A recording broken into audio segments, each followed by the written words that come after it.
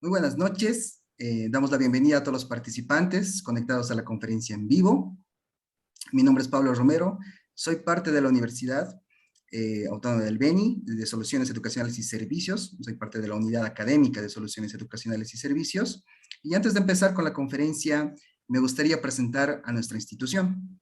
Soluciones Educacionales y Servicios es una sociedad de responsabilidad limitada. Contamos con más de 4 años de experiencia en el área educativa. En la actualidad contamos con un convenio interinstitucional con la Universidad Autónoma del Beni, José Vallivian, la misma que otorga la acreditación y titulación de nuestros cursantes. Esta universidad es parte del sistema universitario público y miembro del Comité Ejecutivo de la Universidad Boliviana.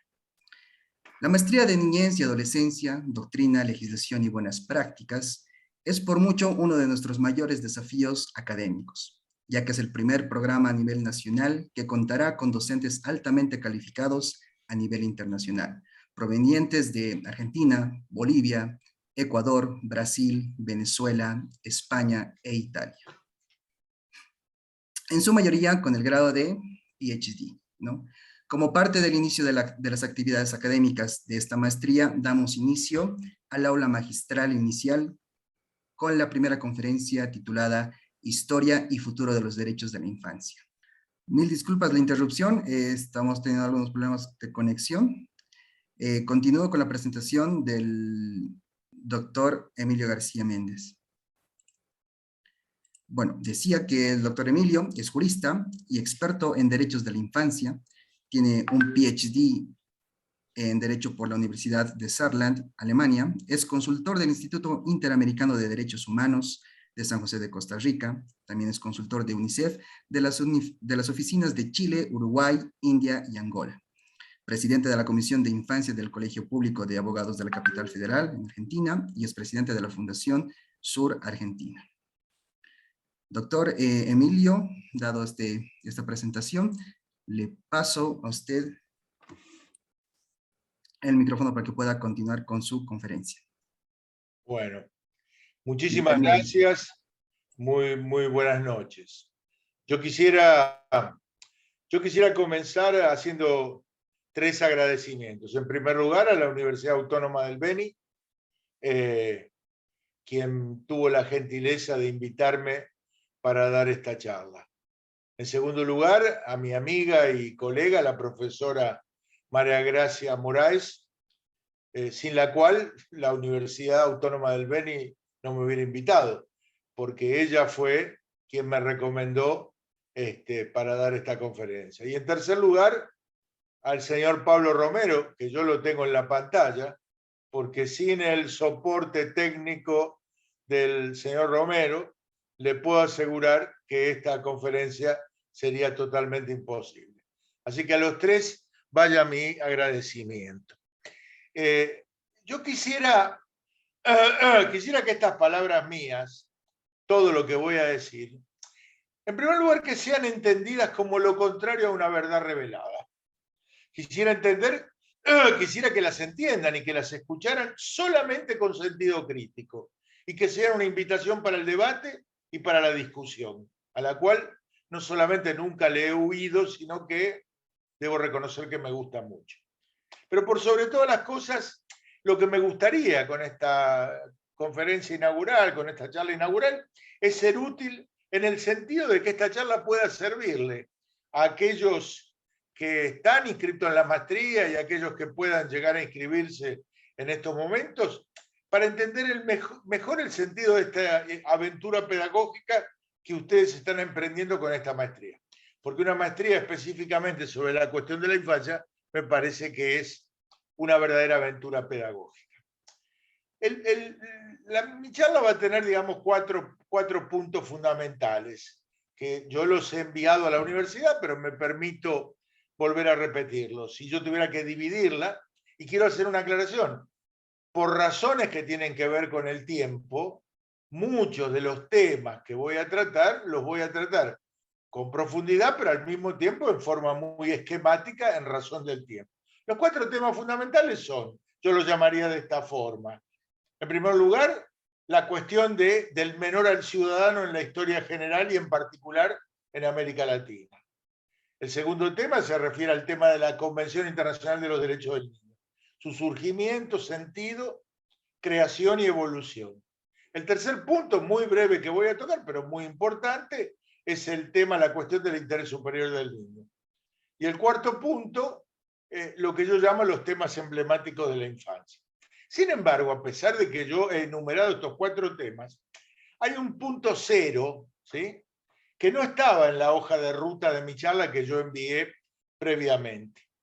Y este punto cero se refiere a lo que yo llamaría la perspectiva de análisis. Es decir, ¿qué es la perspectiva de análisis?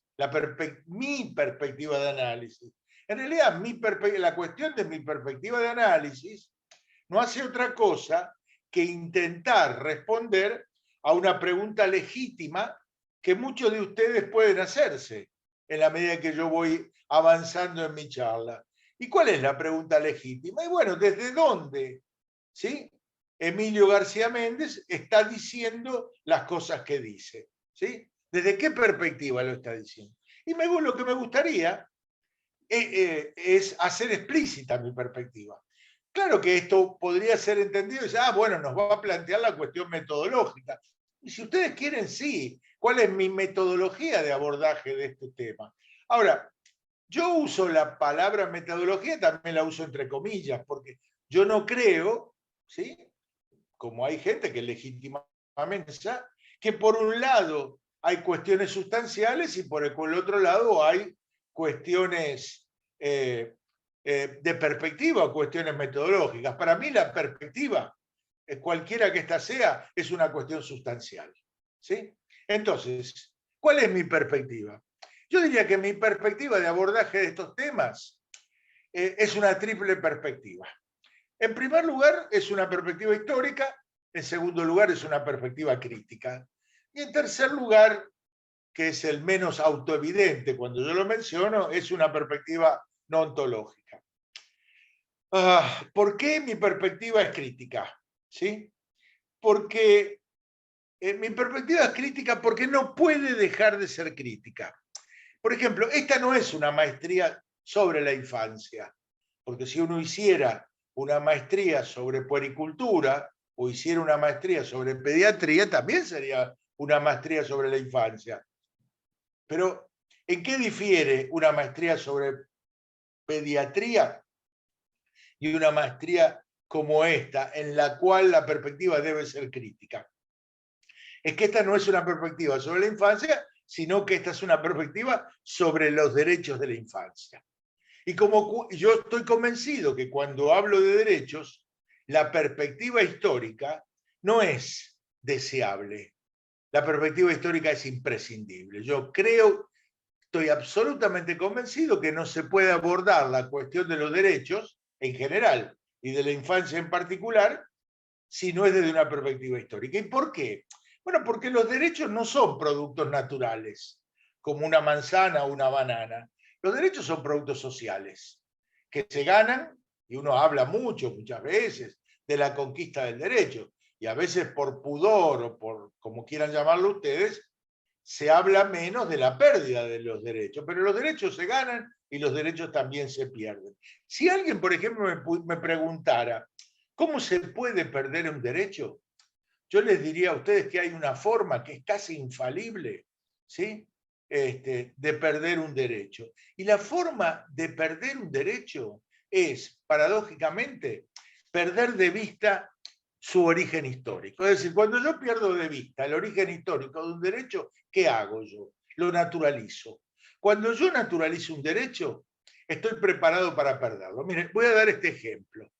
Si yo en mi país, Argentina, le preguntara a un grupo de chicas jóvenes, digamos, muy jóvenes, de 16, 17 años, supongamos, les hiciera esta pregunta a boca de jarro, sin darles mucho tiempo a pensar, les diría, ¿desde cuándo la mujer vota en la Argentina? La mayor parte de estas chicas me diría, ¿cómo desde cuándo la mujer vota en la Argentina? ¿Sí? ¿Alguna vez la mujer no votó? Y sí, alguna vez la mujer no votó. En la Argentina las mujeres votaron por primera vez en 1952. Esta pregunta de una chica de 16, 17 años, ¿alguna vez las mujeres no votaron?, responde a esto que yo denomino un peligro, que es la naturalización de un derecho. ¿Sí? Cuando uno pierde de vista el origen histórico de un derecho, uno está, no quiere decir que lo pierda automáticamente, pero uno está bien preparado para perder. En segundo lugar, el porqué de la perspectiva histórica, lo sintetizo con una frase de un filósofo sobre, en otra oportunidad tal vez haya, en otra oportunidad tal vez haya más tiempo de hablar. Un filósofo americano que dijo, aquellos que no conocen su historia están condenados a repetirlo. Esta frase, ¿sí?, que no es de Marx, pero tampoco es de Freud, y que dejo para que ustedes, estaba tentado de decirlo, digo, no voy a decir de quién es esta frase, porque me gustaría que la gente vaya ahí y lo investigue por su propia, y dije que era un filósofo inclasificable. Aquellos que no conocen su historia están condenados a repetirla.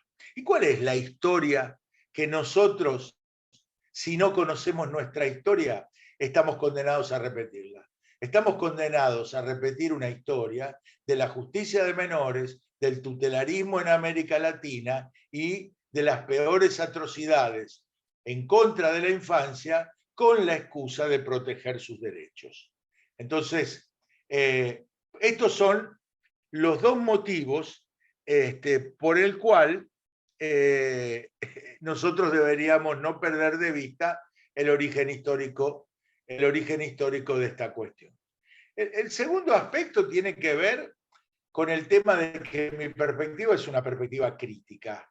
¿Qué cosa es una perspectiva crítica? Muchos dirían, bueno, se abusa mucho de la palabra crítica, y Cortázar decía que las palabras son como los cuchillos, que cuando uno usa demasiado una palabra, las palabras pierden el filo, ¿no? Por ejemplo, uno usa la palabra crisis, uno habla de crisis todo el tiempo, de la crisis de valores, de la crisis penitenciaria, de la crisis del matrimonio. Bueno, si todo está en crisis, nada está en crisis. Con la palabra crítica, bueno, pasa una cosa parecida, pareciera que hay un abuso de la palabra crítica, y yo estoy reclamando para mi perspectiva el carácter de crítica. Como soy consciente de esta cuestión de la que nos alertaba Cortázar, cuando las palabras se usan mucho, pierden el filo, igual que los cuchillos, yo creo que si yo no quiero renunciar a la palabra crítica, tengo que especificar en qué sentido la uso. Y yo la uso, a la palabra crítica, yo la uso en un sentido muy específico, ¿sí? Y yo el sentido específico en que uso la palabra crítica es sencillamente no aceptar que las cosas sean como aparecen frente a nuestros ojos. A veces, ¿sí?, si yo, por ejemplo, miro, le muestro a un grupo de alumnos un palo debajo del agua y le pregunto cómo lo ven, muchos de estos alumnos me van a decir, el palo está quebrado. ¿Y quiénes me van a decir el palo está quebrado? Aquellos que sean ignorantes de principios elementales de la óptica y que no sepan que cuando yo coloco un objeto debajo del agua, este objeto se deforma. ¿Con esto qué quiero decir? Bueno, que a veces sencillamente nosotros nos tenemos que poner los anteojos de la crítica solamente para entender que las cosas no son necesariamente como aparecen frente a nuestros ojos. Esto es muy importante, ¿sí? Esto es muy importante en el mundo de la infancia.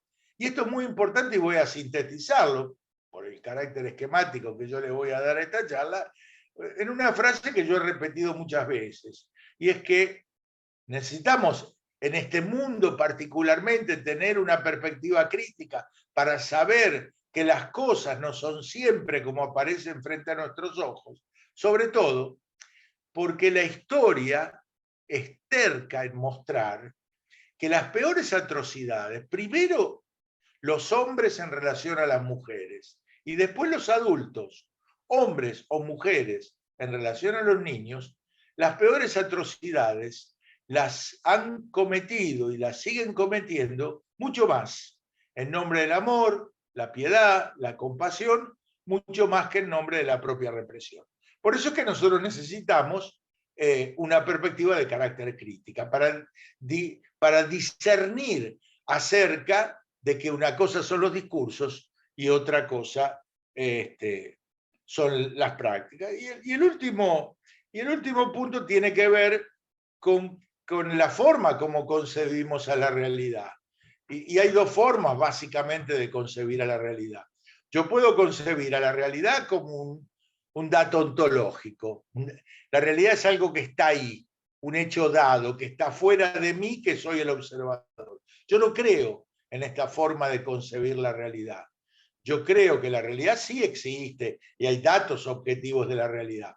Pero lo que termina de conformar la realidad es un ida y vuelta entre estos datos duros de la realidad y mi perspectiva de una cuestión. Es decir, en una visión ontológica, que sería una visión constructivista, de constructivismo social, yo diría, para sintetizarlo, mi perspectiva de un problema es un elemento co-constitutivo del problema. Por eso es que yo no me puedo citar afuera, ¿sí? En otras palabras, y para terminar de sintetizarlo, mi mirada es un arma. Yo nunca puedo decir que las cosas están ahí y yo soy un observador inocente, yo soy un observador un observador ingenuo, un observador inocente, que no contribuye en nada a la existencia de esa realidad. Pero volvamos un poco al tema. Yo decía, citando a este filósofo, tenemos que conocer la historia para ver cuál es la historia que no deberíamos repetir. Y aquí yo quiero hacer una síntesis muy, muy apretada de esta historia que no deberíamos repetir. Y para hacer una síntesis de esta historia, la voy a presentar en tres hipótesis. ¿Sí? Voy a establecerlo en tres hipótesis. Aclaro que la primera y la tercera de estas hipótesis son mías. La del medio la voy a pedir prestada a un extraordinario historiador, tal vez el historiador más importante de la cuestión de la infancia, que nos permite entrar desde una perspectiva crítica en la cuestión de los derechos de la infancia. ¿Cuál es la primera hipótesis? La primera hipótesis se puede formular de esta forma. La historia de la infancia es la historia de su control. Es decir, si esto es verdad, para reconstruir la historia de... Perdón, voy a repetir esta frase de nuevo porque me olvidé de un hecho importantísimo. La historia de una parte de la infancia es la historia de su control. Lo que quiero decir es que para reconstruir la existencia de esta parte de la infancia, yo no necesito ir a verla a esta infancia. Me sería suficiente, si la hipótesis fuera verdadera, reconstruir los mecanismos jurídicos, pedagógicos, institucionales, de mucha índole diversa, que fueron diseñados para qué. Y acá aparece una palabra, ¿sí? Acá aparece una palabra que parece una palabra que no existe en el castellano, pero que podrían ser esas larguísimas palabras alemanas, para protegerla, reprimirla, como si fuera una sola palabra, ¿sí? Porque la historia de una parte de la infancia es la historia de su control, porque esto permite entender que en general el mundo de los adultos ha tenido lo que yo podría llamar una perspectiva esquizofrénica de la infancia, es decir, pensar que los niños son ángeles o pensar que los niños son demonios. Y una perspectiva crítica nos permite entender que los niños no son ni ángeles ni son demonios, que los niños son no solo sujetos de derechos, sino sujetos de responsabilidades. Y que cualquier perspectiva simplista que pretenda abordar esta cuestión, a mi juicio, está condenada al fracaso. Entonces, la primera, la historia de una parte de la infancia y la historia de su control, primera hipótesis. La segunda, yo dije, la pido prestada. ¿Y a quién la pido prestada? La pido prestada a un enorme historiador de la cuestión de la infancia, que es Philippe Ariès, que ustedes seguramente van a tener, y si no deberían tener obligatoriamente, en cualquier maestría sobre la infancia, tiene que incluir el texto de Philippe Ariès. ¿A qué texto me refiero? Bueno, Philippe Ariès tiene un texto cuya versión original en francés fue publicada en 1960 y cambió, desde ese momento cambió la historia de los estudios, yo diría en los últimos 3, 4, 5 siglos, cambió toda la perspectiva del estudio de la infancia. Este libro, traducido a más de 30, 40 idiomas, se llama, en todos los idiomas que está traducido, se llama La historia de la infancia. En castellano, y la traducción no es mala, es muy difícil de conseguir, pero se encuentra en internet, es un libro muy viejo de la editorial Taurus. En castellano, el traductor, que era muy buen traductor, pero para los títulos era un barroco, y en castellano este libro se llama Historia del niño y la familia durante el antiguo régimen. ¿Por qué hago mención como hipótesis 2 al libro de Ariès y específicamente al capítulo 2 de este libro de Ariès? Porque en el capítulo 2, Ariès empieza con lo que yo llamaría un masazo, una bomba epistemológica, ¿no? ¿Qué dice Ariès? Cuando hablo de una bomba epistemológica, tengo que hacer referencia a un gran físico, que además fue un epistemólogo, que se llamó Max Planck, ¿sí? Muy importante en Alemania, muy importante como físico y muy importante como epistemólogo. Y Max Planck dice, por ahí, que el conocimiento procede de dos formas, que el conocimiento procede por acumulación o el conocimiento procede por ruptura. Y la historia muestra que el conocimiento de verdad procede mucho más por ruptura que por acumulación. Después, si tengo tiempo, daré un ejemplo de esto.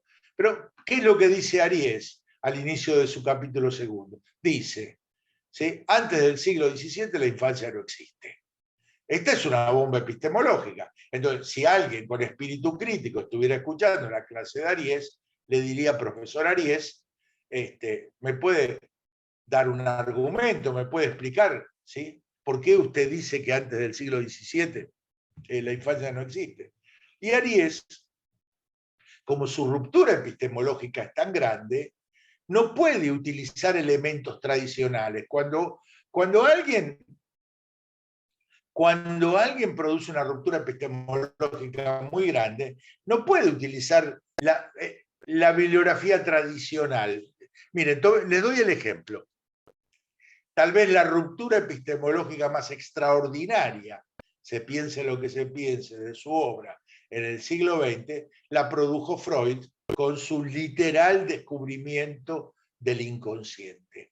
La ruptura epistemológica, es decir, la ruptura en la teoría del conocimiento que supone el descubrimiento, del inconsciente en la obra de Freud, hace que Freud no pueda apelar a los instrumentos tradicionales, es decir, a la acumulación de conocimiento.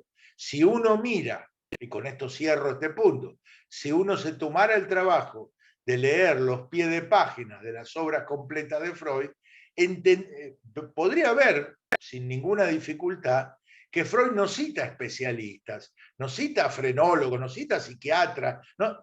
¿A quién cita? ¿Quiénes son los dos grandes fuentes que utiliza Freud? Las dos grandes fuentes que utiliza Freud son Shakespeare y la tragedia griega. Bueno, con Ariès pasa una cosa parecida, como la ruptura de Ariès es tan fuerte, Ariès dice, miren, no tengo antecedentes tradicionales para mostrarles, pero vayan a ver la pintura de la época. Y ahí Ariès hace mención a dos autores. Apelo ahora, ¿sí?, a que cada uno que tenga la curiosidad puede ir a ver estas obras que yo estoy mencionando para que vea, para que certifique compruebe lo que yo estoy diciendo aquí. Y Ariès hace mención a dos él dice, antes del siglo XVII la infancia no existe. Entonces, hace mención a un pintor anterior al siglo XVII, Bruegel, y hace mención a un pintor posterior al siglo XVII, en este caso Velázquez. ¿Y qué es lo que va de Bruegel a Velázquez? Si uno mira un cuadro de Bruegel, me refiero a Peter Bruegel, porque hay 50 miembros de la familia Bruegel que pintan, este Peter, el más famoso, el llamado el Viejo. Bruegel pinta multitudes, pinta plazas, pinta mercados, pinta escuelas, ¿sí? Pero cuando uno mira la obra de Bruegel, prácticamente no existen los niños en esa obra de Bruegel. No existe una categoría diferenciada respecto de los adultos. O existen unos pequeños que parecen más gusanos que otra cosa, arrastrándose, que pasado el estricto periodo de dependencia de la madre, estos sujetos, para bien o para mal, se incorporan al mundo de los adultos y utilizan las mismas ropas que los adultos. Si damos vuelta a la página de una enciclopedia del arte y pasamos a Velázquez, famoso por las meninas, pero Velázquez es muy representativo en lo que se llamó el retrato de familia, aquel retrato de familia que no es la familia burguesa, el papá y la mamá, los dos hijitos, sino es la familia anterior, ¿sí? Donde aparecen 40 o 50 personas. Entonces, si en la pintura de Bruegel, uno mira y no encuentra el niño, algún tiempo después, en la pintura de Velázquez, uno mira una escena familiar de 30 o 40 personas y lo primero que uno ve, ¿sí? Lo primero que, como dicen en algunos países, le raya el ojo, es ver en el centro del retrato familiar un sujeto diverso, vestido con ropas un poco ridículas, ad hoc, de marinerito, no sé qué. Este sujeto es el niño. O sea, no existe en la pintura de Bruegel y aparece en la pintura de Velázquez. Cierro aquí la segunda hipótesis y abro la tercera. En primer lugar, diría lo siguiente.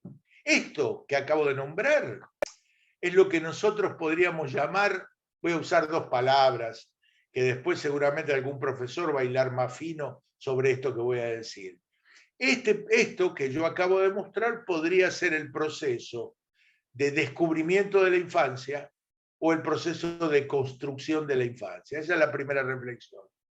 La segunda reflexión, que es mucho más mía que la primera, que es más general, mi reflexión específica es esto.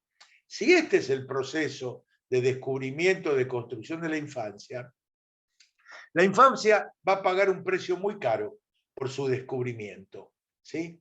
Es como si existiera una especie de contrato entre los adultos y esta categoría recién descubierta. Y si ese contrato se lo pudiera verbalizar, se le pudiera poner palabras, tal vez ese contrato diría así: yo, adulto, te reconozco como algo que no soy yo.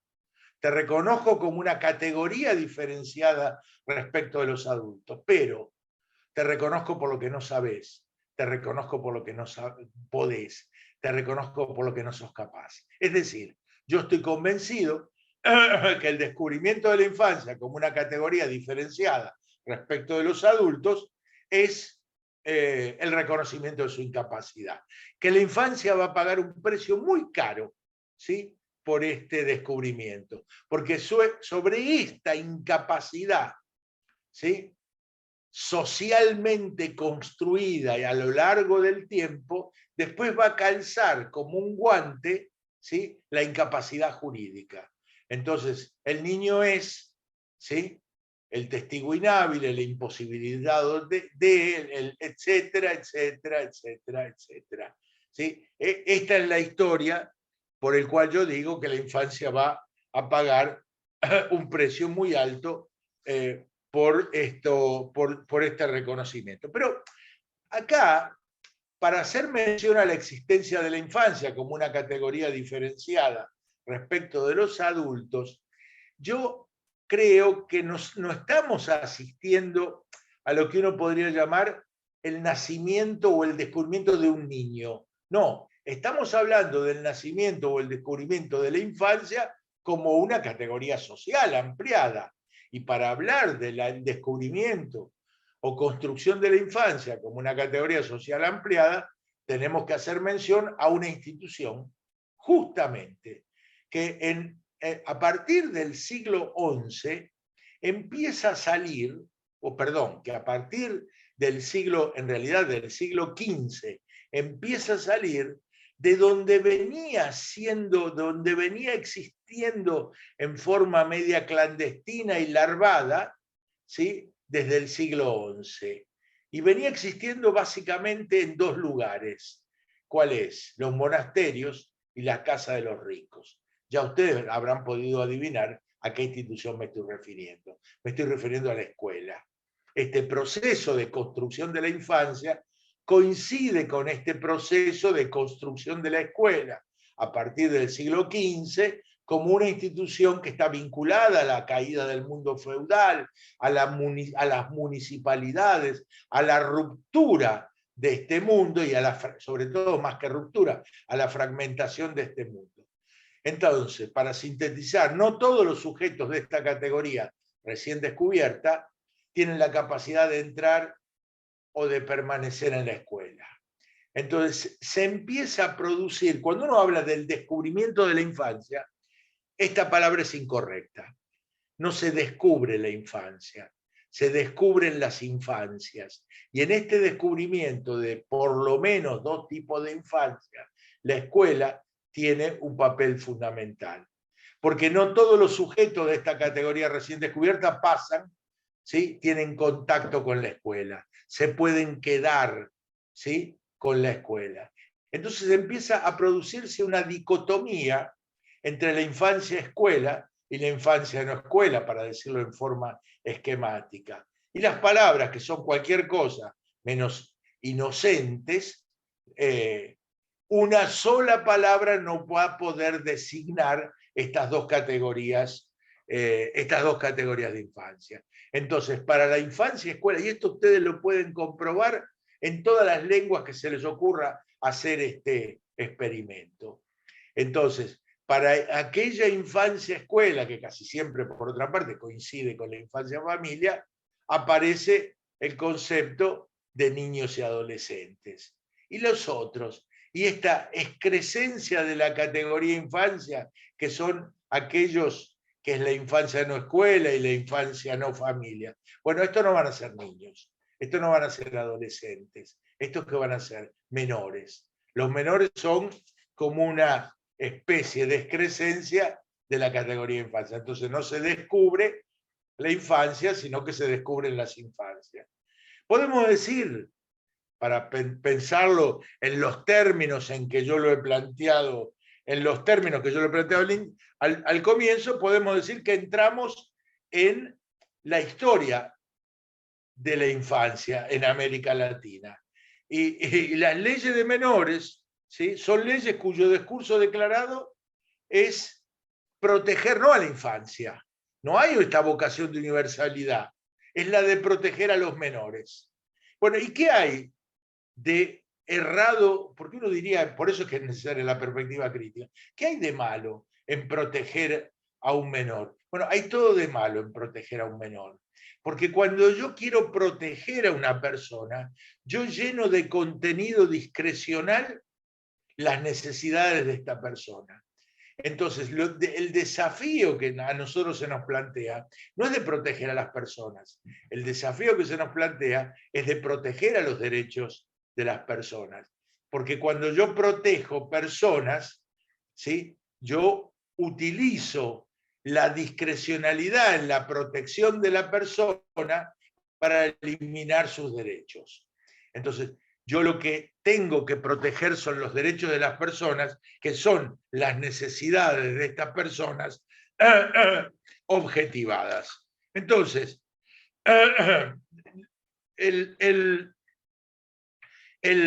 y esto porque yo les había dicho antes que las peores atrocidades, primero los hombres sobre las mujeres y luego los adultos, se han siempre legitimado mucho más en nombre del amor y la piedad que en nombre de la propia represión. El mejor ejemplo de anulación de sus derechos, de proteger anulando los derechos, es lo que ha pasado en las relaciones entre los hombres y las mujeres.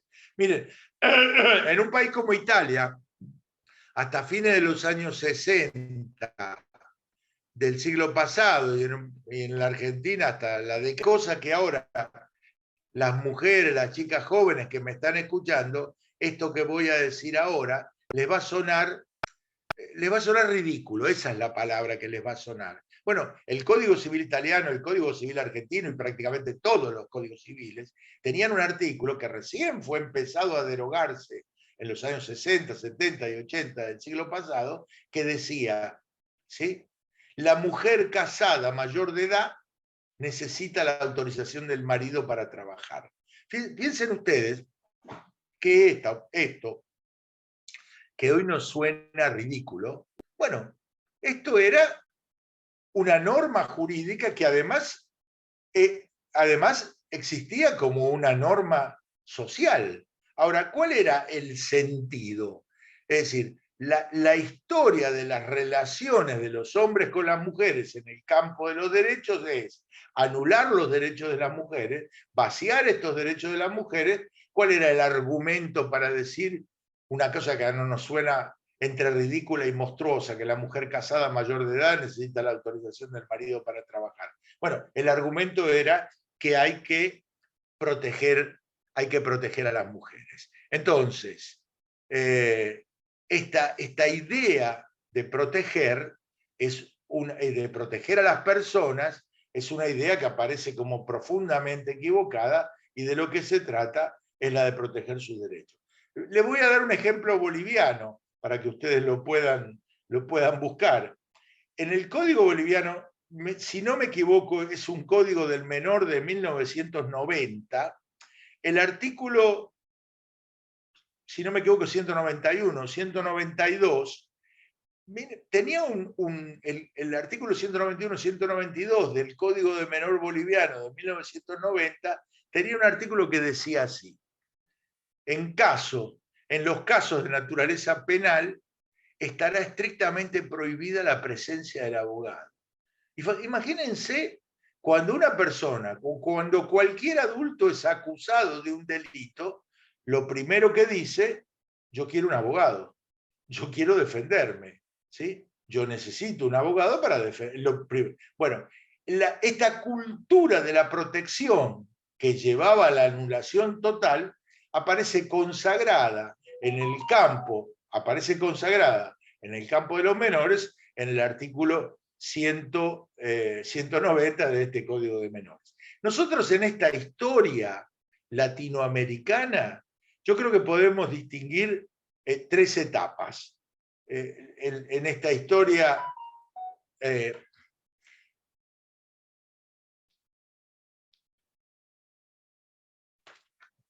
aquí me están planteando problemas que yo no puedo resolver.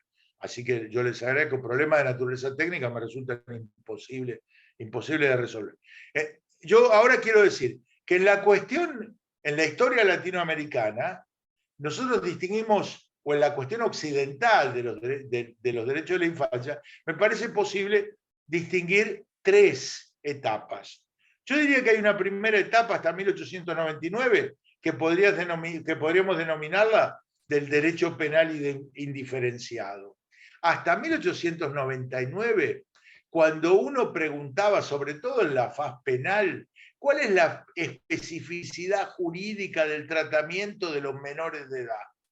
Y hasta 1899, si a uno le daban un código penal, ¿sí? Si le daban un código penal de cualquier país de América Latina, del derecho napoleónico, y le decían: señor, busque en este código penal cuál es la especificidad del tratamiento jurídico de los menores de edad. Bueno, había que ser muy avesado para encontrar esta especificidad. Y después de mucho buscar, se encontraba un articulito que decía, allá escondido en un parágrafo segundo: tratándose de menores, la pena se reducirá en 1/3. Por eso que yo digo que hasta 1899 se podemos llamar esta etapa la del derecho penal indiferenciado. Es decir, los menores y los adultos eran tratados de la misma forma, solo que tratándose de menores de edad, la pena se reducía en 1/3. Entonces, los menores y los adultos eran colocados en las mismas instituciones donde los menores de edad se quedaban 1/3, ¿sí? 2/3 menos de lo que se quedaban los adultos. El siglo XIX es el siglo del positivismo. El positivismo es esta idea del progreso indefinido, de esta concepción científica del mundo, y lo que empieza a repugnar en ese tratamiento que yo llamo de derecho penal diferenciado no es que los menores de edad fueran privados de libertad en el contexto de lo penal, sino que lo que empieza a ser repugnante es el tratamiento promiscuo de los adultos y de los menores de edad. Por eso nosotros en 1899 se termina este tratamiento penal indiferenciado.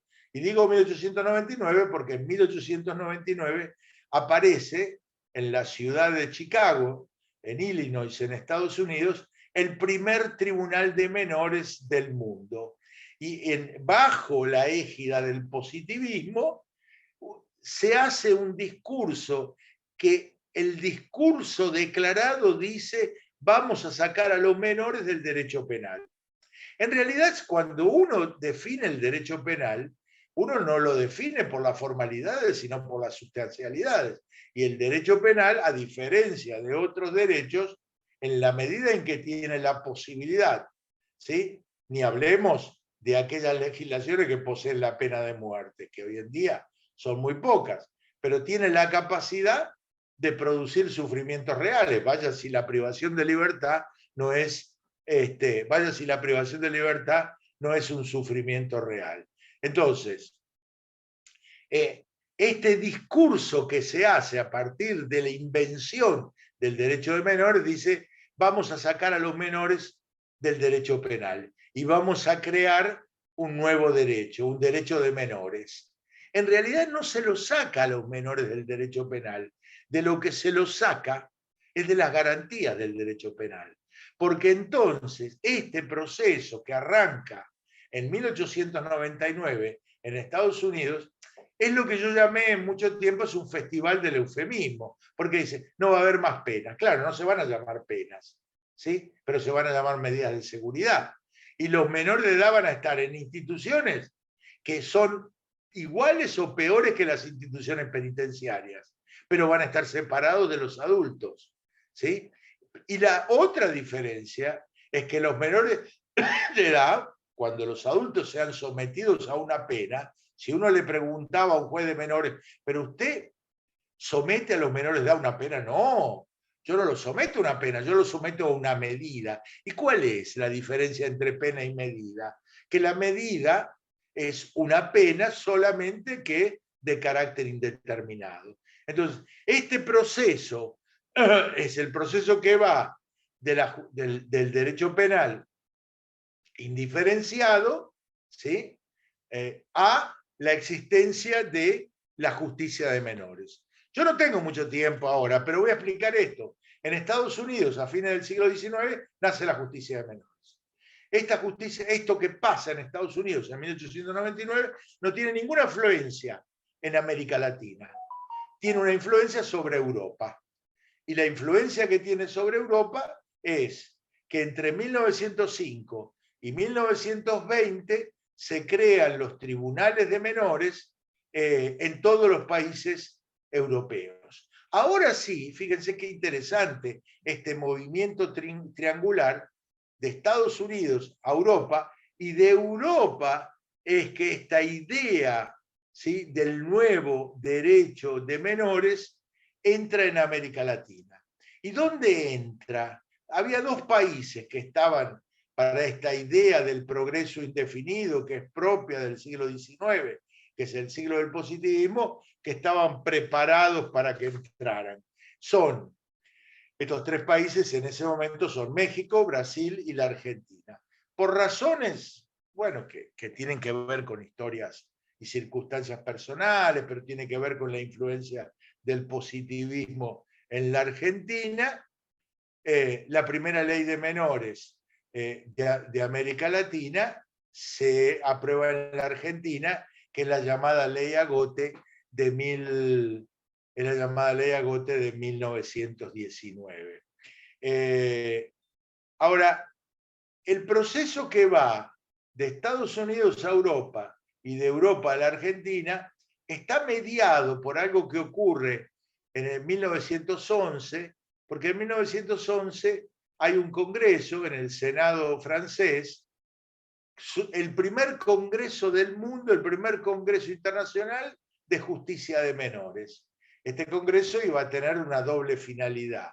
En primer lugar, apuntalar la aprobación de una ley de menores en Francia, cosa que va a suceder en 1912, unos meses después. Y, por otra parte, convocar, aunque son escasas todavía en ese momento, a algunos países de América Latina para hacer desembarcar, cosa que va a pasar algunos años después, en 1919, en la Argentina, con la primera ley de menores de América Latina. Uno puede decir lo siguiente, y aquí arranca esta etapa, que es la etapa que uno llama esta etapa del derecho de menores, esta etapa donde el derecho construye una figura omnímoda, una figura de comportamiento discrecional, que pretende hacer, ¿sí?, la política social. Es muy interesante. La política social para todos los niños las hacen los ministerios de salud y los ministerios de educación. Pero la política social para los menores, es decir, para los excluidos, las hacen los jueces de menores. Entre 1919 en la Argentina y 1939 Venezuela, se cierra el primer ciclo de reformas y se crean, ¿sí?, en todos los países de América Latina la justicia de menores. La justicia de menores no es otra cosa, perdón, las leyes de menores. Las leyes de menores no son otra cosa que entregarle un poder discrecional al juez.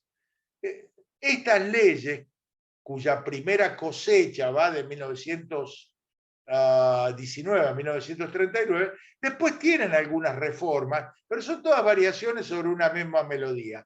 Después vamos a ver ahora rápidamente que hasta 1989 no cambia nada sustancialmente. Para dar una idea de la estructura de estas leyes de menores, yo siempre tomo el ejemplo de una ley de menores de Guatemala. Cuando uno miraba, y si ustedes se toman el trabajo, yo creo que algún profesor les tiene que indicar alguna vieja ley de menores para que ustedes vieran primero cómo eran formuladas y después cómo operaban. Estas leyes de menores tenían un artículo fundamental.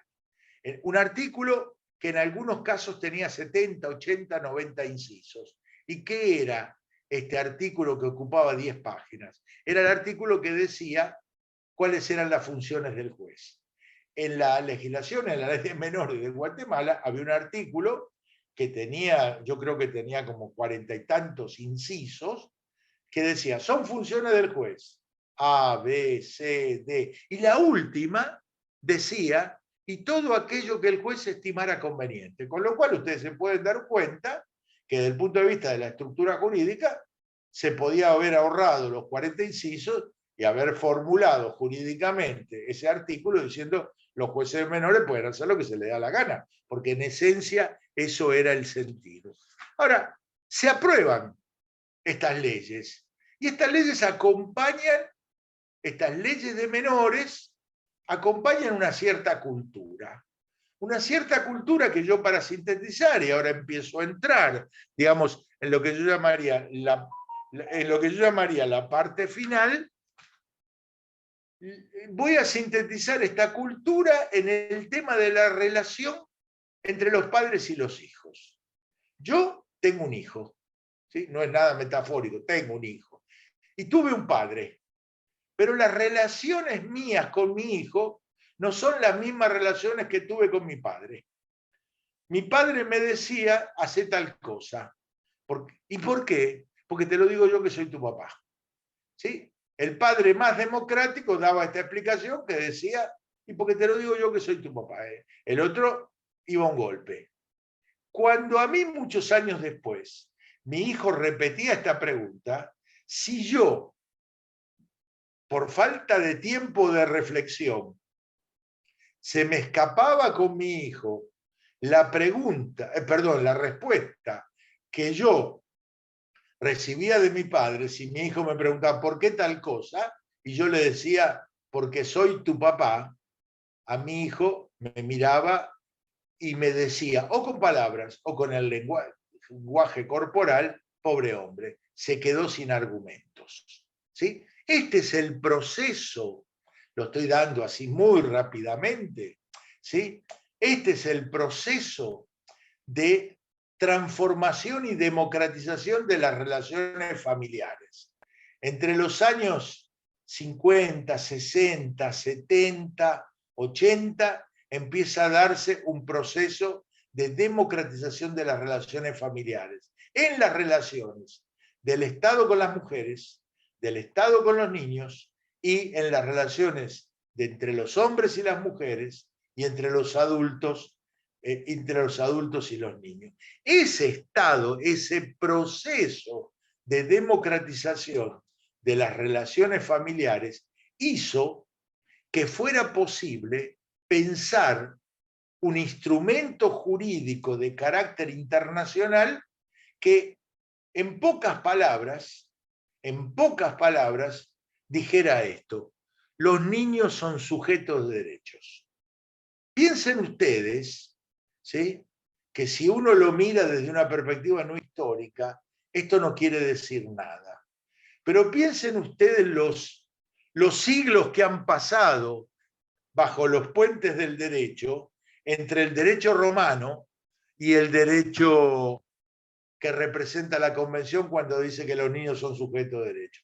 En el derecho romano, las relaciones entre los padres y los hijos eran de carácter absoluto. ¿Qué quiere decir esto?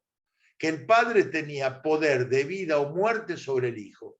El padre podía entregar al hijo como parte de una deuda, como pago de una deuda, podía cortarlo en pedacitos, podía reducirlo a la esclavitud. Porque el hijo no había una relación de un sujeto de derecho. El hijo era, en la mejor de las hipótesis, un objeto de la protección. En la peor de las hipótesis, un objeto de la represión. Entre esa idea del derecho romano y pensar que los niños son sujetos de derechos, ¿sí?, fíjense las extraordinarias transformaciones que han ocurrido. Entonces, la Convención de los Derechos del Niño no es un capricho. La Convención de los Derechos del Niño es un tratado de derechos humanos de aquellos cuya única especificidad es no haber alcanzado los 18 años de edad. La Convención Internacional de los Derechos del Niño tiene 54 artículos y tiene lo que se llama principios estructurales de la Convención. Hay algunos artículos, yo no los voy a mencionar a todos, ¿sí?, pero hay algunos artículos, ¿sí?, que son aquellos artículos que sirven para interpretar a todos los demás. Y yo me referiría, por ejemplo, hoy, y les pediría que ustedes los vayan a ver para darse cuenta, por ejemplo, el artículo 1, el artículo 3 y el artículo 12. El artículo 1 define qué cosa es niño: todo ser humano que no haya alcanzado los 18 años de edad. El artículo 3 habla del interés superior del niño. Dice que en las decisiones que todo el mundo toma en relación a los niños, los padres, los jueces, todo, se atenderá al interés superior del niño. En aquella vieja justicia de menores en Chicago, en la puerta del primer juez de menores del mundo aparecía la inscripción en el interés superior del niño. Cuando se aprobó la convención, muchos jueces de menores que tuvieron durante toda la vida un comportamiento discrecional y autoritario, cuando vieron que la convención decía en el interés superior del niño, dijeron, bueno, entonces no cambió nada. Y entonces los primeros años de vida de la convención, los jueces siguieron diciendo lo que se les daba la gana, discrecionalmente decidiendo cualquier cosa, y después como se dice, es post facto, ¿sí? A esa discrecionalidad absoluta le agregaba. Todo esto lo decidí en nombre del interés superior del niño.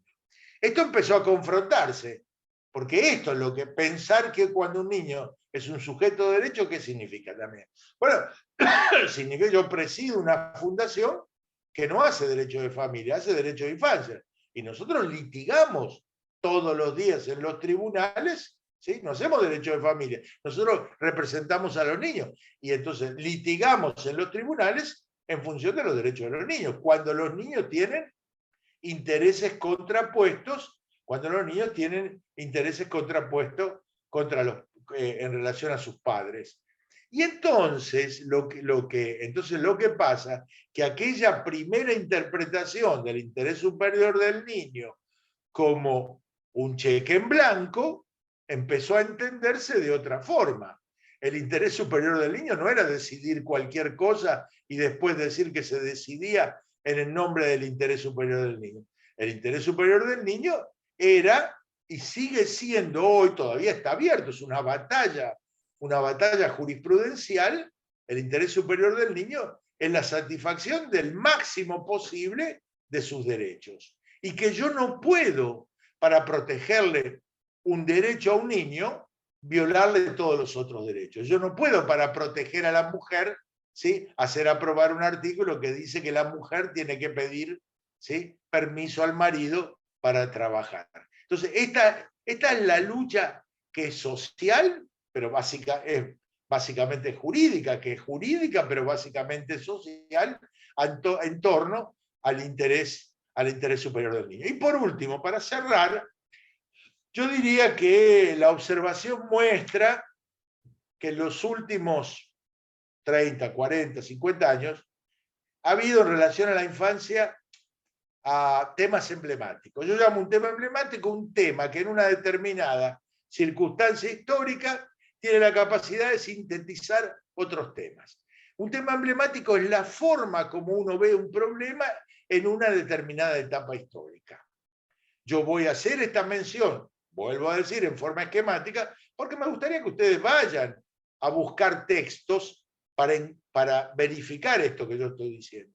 ¿Cuál era el tema emblemático de la infancia en los años 80 del siglo pasado? Era el tema de los niños de la calle.